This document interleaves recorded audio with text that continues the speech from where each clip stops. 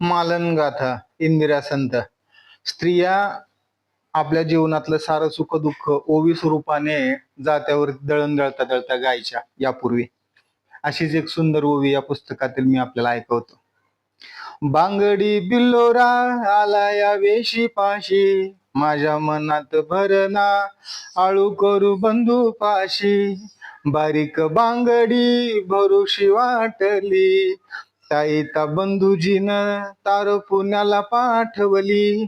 बारीक बांगडी कुठ वैराळा पैदा केली, तुझ्या बंधवान पुण्यानं मागवली. बारीक बांगडी कासाराच्या हातात, बंधून माझ्या चुडा पाठविला कागदात. बारीक बिलवर माझ्या मनगटी दाटती, भावासारिक सजन मला वैराळ भेटती. बारीक बांगडी फुटली तर फुटू जाऊ, माझ्या ग बंधुराया घेणारा सुखी राहू.